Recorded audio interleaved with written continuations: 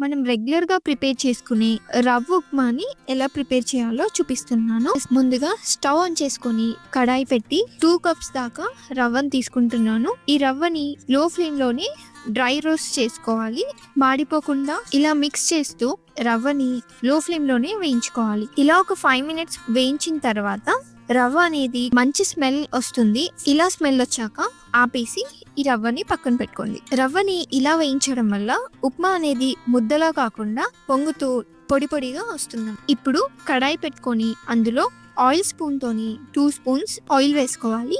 Oil heat అయ్యాక ఇందులో 1/2 spoon జీలకర్ర, 1/2 స్పూన్ ఆవాలు వేసుకోవాలి. నెక్స్ట్ ఇందులో ఒక చిన్న ఉల్లిపాయని కట్ చేసి యాడ్ చేసుకోండి. అలాగే 2-3 పచ్చిమిర్చిని ఇలా చిన్న చిన్న పీసెస్ లాగా కట్ చేసుకొని యాడ్ చేసుకోవాలి. నెక్స్ట్ ఇందులో 1 స్పూన్ వేరుశనగ గుళ్ళు కూడా వేసి మిక్స్ చేసుకోండి. ఈ ఇంగ్రీడియంట్ గోల్డెన్ బ్రౌన్ కలర్ వచ్చే వరకు వేయించుకోండి. ఇలా ఒక 5 మినిట్స్ తర్వాత మంచి స్మెల్ వస్తుంది. అలా వచ్చాక 2 to 3 కప్స్ దాకా వాటర్ యాడ్ చేసుకోవాలి.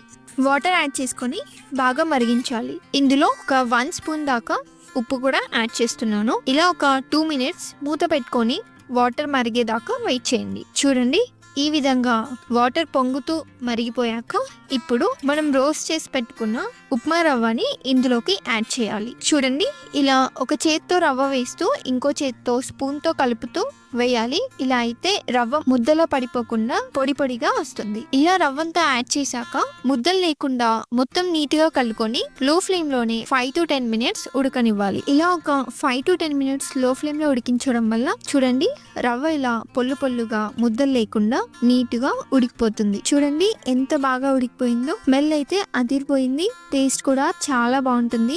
సో చూసారు కదా ఎంత బాగా వచ్చిందో. సో మీరు కూడా మీ ఇంట్లో ఈ ఉప్మాని ప్రిపేర్ చేసుకొని ఎలా వచ్చిందో కామెంట్ లో చెప్పండి. అలాగే ఈ వీడియో నచ్చితే లైక్ చేయండి. మీ ఫ్రెండ్స్ అండ్ ఫ్యామిలీ మెంబర్స్ కి కూడా షేర్ చేయండి. అలాగే ఇలాంటి టేస్టీ రెసిపీస్ కోసం కరుణాస్ కిచెన్ ని తప్పకుండా సబ్స్క్రైబ్ చేసుకోండి. Thanks for watching.